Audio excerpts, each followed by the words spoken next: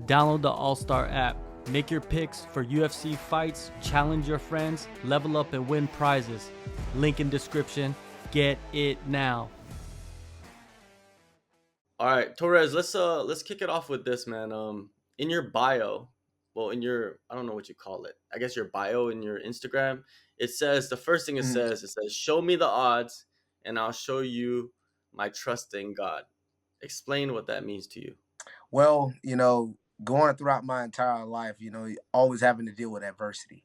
And, very similar to this upcoming situation, is no different than anything else of always overcoming adversity. People always showing me the odds, and that allows me to allow myself to trust more in my God, which is Jesus Christ. And it allows me to fall more back on Him.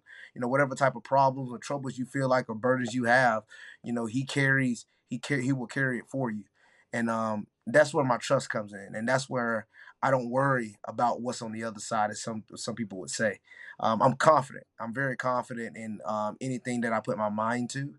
And again, as I always say, you show me the odds, I'll show you my trust in God. And I didn't come up with that. That was something that a former college wrestling coach I used to have at UTC.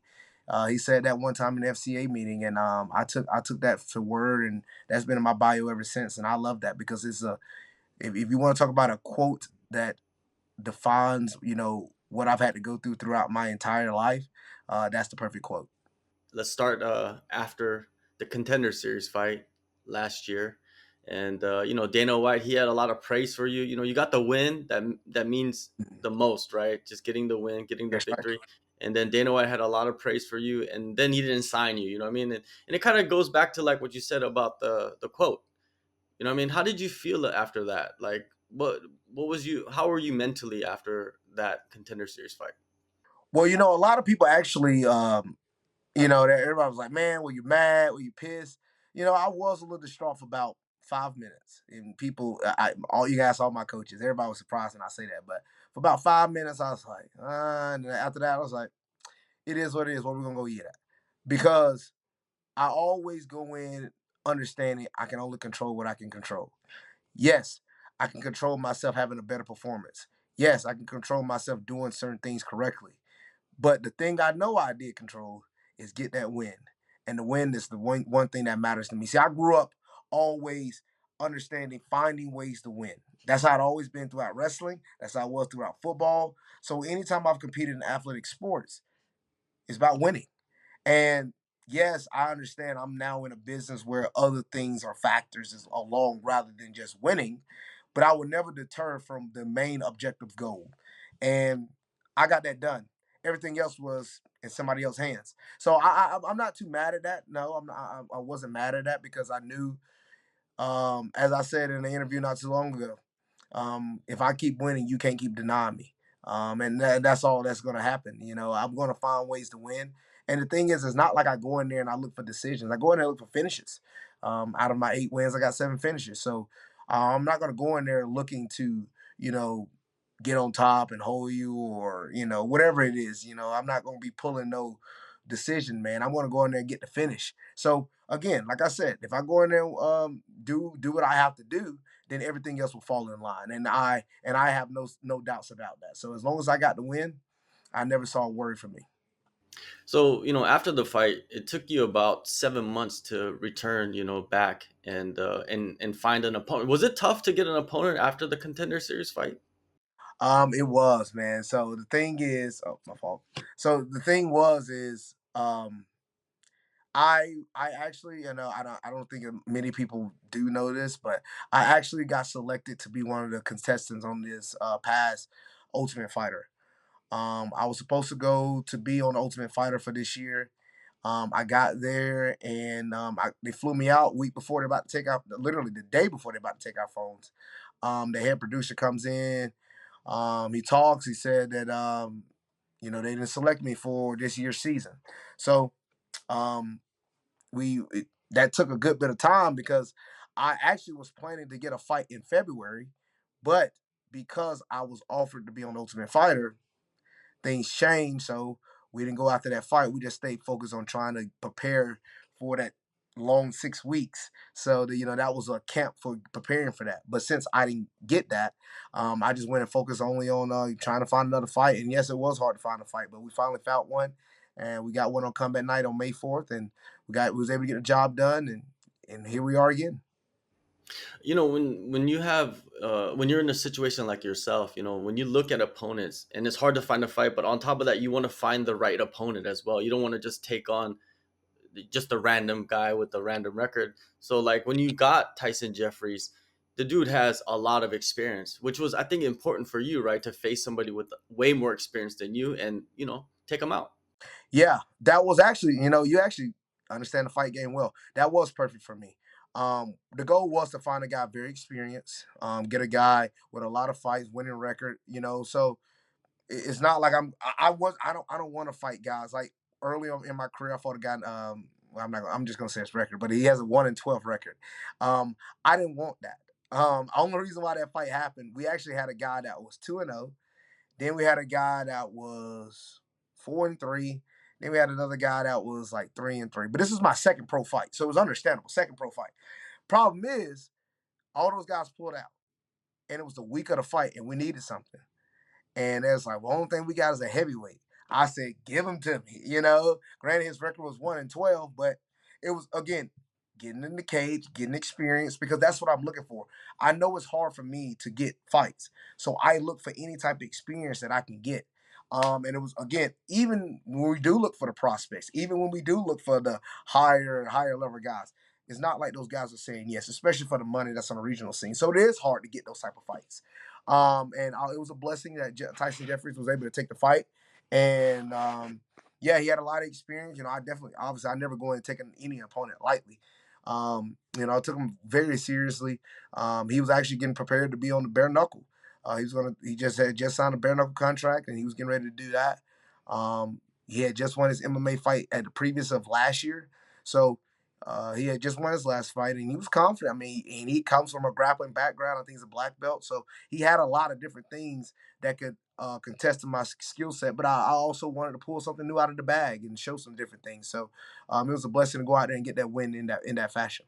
Do people tell you that your personality doesn't fit your fighting style? Do people say this to you? Aha! Look, I get that because I know I'm the Punisher. I'm aggressive. I go out there and try to kill, but yeah, I'm an athlete. All right. I'm a fighter, but I'm also an athlete. And I can flip that switch real quick. Like when the switch is on, don't come near me. Like I'm ready to go. But when it's off, I'm cool. I play video games, I'll talk, I'll joke. That's how I am, and that's just the way, I've always been. I've always been able to flip that switch, even when I was really young. Like, all right, Finney, it's time to go. Face get I can't even do it because I'm joking, but face will get serious. It's time to get ready. It's time to go out there and smash. And yes, and I'll take that same approach into my fights, man. I'm cool, calm, and collected. And yes, uh, like I always tell people, everybody gets nervous. Everybody has nerves. But it's about how you channel that when you're able to step into the cage, how you channel that when you're able to step into those environments, those high intense environments, when people are yelling your name, when the things are going crazy, when things get hectic. I used to always have a few interviews of people ask me, how would you fight when you struggle? Because I was in a winning in dominant fashions and up into that Contender Series. How would you fight when you struggle? And I didn't have the best first round in that Contender Series against Yuri. But things with me is I have been able to uh, be in those situations before, from wrestling to football to just things generally in life. To when adversity hits, how you gonna respond? And I understand. Put everything to the side, throw everything behind you. Look at what's forward, because only what's forward is what you can control. You can't go back and do anything in the past. So I have that type of mindset, and that's the type of mindset I had in the fight. I always tell people when I sit on the stool, if I think that man that rounds were close, or man I don't know, I automatically say I lost that round. There's no such thing as, oh, I for sure got that one. The only way I know I for sure got it, if I know for a fact I dominated the whole round. If I don't think I dominated the whole round, I automatically give that round to my opponent because that's how I feel. But then it makes me come up with even more urgency for the next round, second round, or third round if it makes it that far. Because that's the type of mindset. You never want to be coasting. You never want to be in that lackadaisical feeling okay. So, attesting back to your question, yes, I'm able to be this way when needed, but when it's time to turn it on and kick it on, I'm able to do that.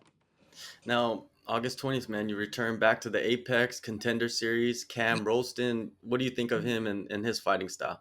Yeah, man, I'm excited to fight Cam. You know, Cam, he's a tall, long range striker. I have saw, you know, he hasn't fought. He's only fought twice since 2020. You know, what's funny is he had a fight on October 3rd of 2020. That is when I made my amateur debut. So what's crazy, I think that was his. So he's 8-2. That was his. That was his ninth. That was his ninth pro fight. I made my amateur debut, and then boom, in 2022, I know he fought again. That was his 10th pro fight. And now, you know, we're right there together. You know, it's crazy. You know, we're both about to fight each other. You know, I know he's got 2 more fight experiences than I do, but we're right there similar together. So yeah, I definitely respect him. I definitely seen the type of he has evolved throughout his career. You know, starting off from when he was amateur to when he was a pro, them early fights when he was at training grounds in Australia, and then moving over to New Zealand, training with those guys. Definitely see the improvements in him. He's definitely I can see he's gotten better. But I definitely like the matchup, man. I definitely like the matchup. Tall guys is what I've seen my whole life. So to talk about height and talk about length, which again I surprise people with my own length. So I that stuff really never surprises me. I always say if I just go in there and be me, I don't think anybody can beat me. So definitely respect him as an opponent, and I'm excited for the matchup. That fight that you had, the most recent one, was in like around like 3 months ago, right? Mm-hmm. Like, you know, if you go fight to fight, um, like when you got done with that last fight, were you instantly like they told you like you're going on Contender Series? We might not have an opponent, but were you going to be on it? Is that what was going on? No. Actually, what's crazy is I already had the contender. I had about 4 weeks before the fight, and my management team asked me, one, do you want us to keep this fight for injury purposes?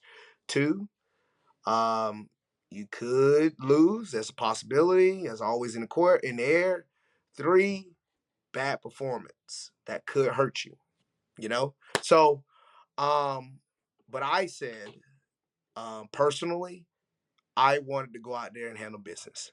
For a reason why I hadn't fought since October.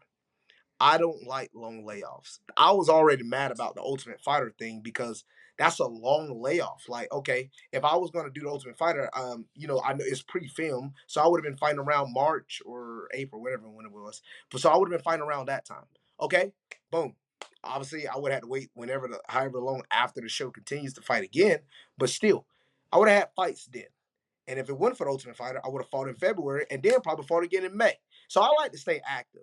So I wasn't gonna have my first fight back being on a Contender Series. I said I got to get in the cage. I got to go through the field. I got to go through the cut. I got to go through the nerves. I want to go through that over and over again so I can get that feel on how it is to step back in the cage. So as you saw, I mean, I stepped back in the cage May 4th. But yes, I had that Contender Series shot already. It was 3 weeks, 3 weeks before the fight. Wow, interesting, man. Interesting. Most dudes wouldn't do that, man. They would not do that. Yeah, it was risky, but it's one of those risks that really paid off. I mean, it was almost like a home run. A funny way to say that, but home run with the knockout, and it goes viral, and everybody sees it, and obviously people from the UFC saw it. You know, some of the higher ups, and they liked it. So it was big for me in that reason. So it paid off. Sometimes you got to take risks in life, and they pay off for you. Definitely. And you know, you must have jumped right back in the camp. You know, did you even have any like niggles or whatever you want to call them, like little minor injuries, like coming out of that fight? No, sir. I didn't get no. I didn't get no injuries. It was the fight lasted a minute and 33 seconds, so it went really well. Didn't take no injuries. I did take a little bit of a vacation that following week because our brother needed some time to rest. Because when I get in camp, man, I go. I go hard, man. You know, all people always look at my size, and they be like, "Man, he's a big muscular guy," but people don't understand. It's like I'm a muscular guy, but I push myself, especially cardio wise. You know, a lot of people be surprised to see how my gas tank is able to hold up, but I push myself. So, um, when I get into that fight, I want to be 100% prepared to no matter the type of pace the fight is. It can be a slow pace, it can be a medium pace, it can be a high pace, high fast pace. I mean, whatever we do, I'm going to be prepared and ready for it. So, I definitely had to take a week off. After that week, did some medium training the following week, and then boom, jump right back into hardcore camp. Yeah, hardcore camp. You got, Trevor as well in hardcore camp. Like getting ready for his fight. He fights before you do, and I'm pretty sure the gym and the team is just running on all cylinders, man. How has it been the last couple of weeks? It's been really good, man. We've been working together. Me and Trevor have been working together lately. I just left Denver.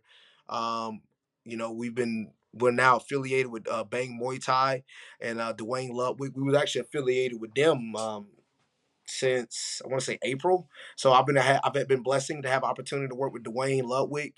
Had some opportunity to meet up with TJ Dillashaw, learn some things from him. Um, Also, I go out to Fusion XL. If you know about them, they're really good guys out there with Julian Williams and all those boys, Phil Rowe. They're a really good team, man. I love those guys.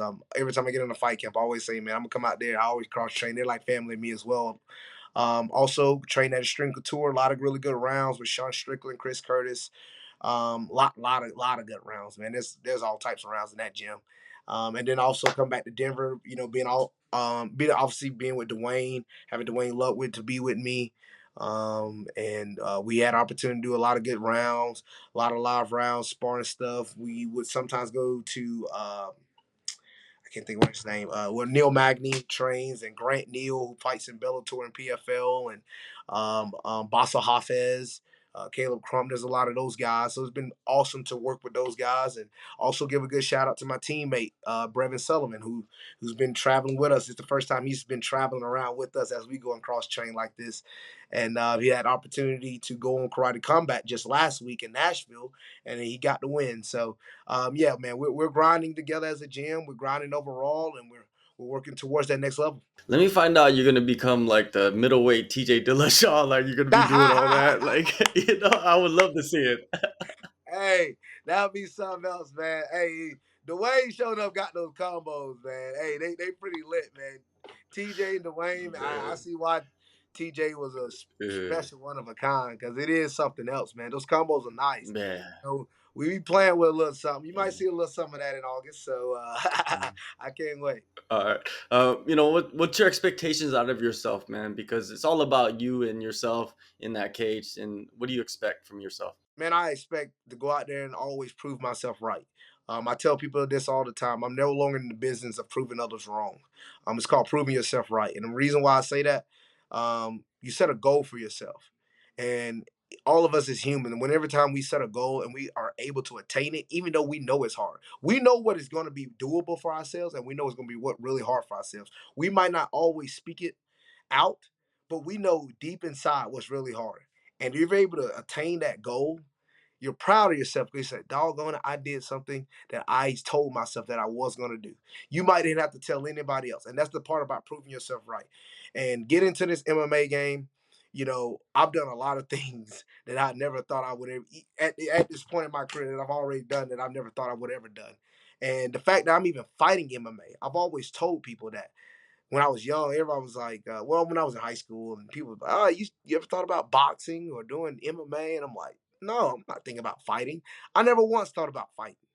And then once I got into this, now there's a lot of people that was like, oh, you shouldn't fight. This isn't for you. You should be doing this. And I had a lot of people going against me. But I tell you, when you really put your mind to something and you commit to it, you can do anything. And I've been having the blessing to be able to do that. And I have an opportunity to go back once again on Contender Series and get my UFC contract. And I expect to go out there and dominate. I expect to go out there and dominate every fight. As I said, if I go out there and be me and do it to the best of my ability, I don't think anybody on the planet can beat me. So I'm staying confident with that, and I'm excited. I'm ready to go. August 20th, Contender Series, UFC Apex. Torrez, thank you, man, so much. Great conversation and all the best in the upcoming fight. Man, it's going to be a banger. Yes, sir. Let's go, baby.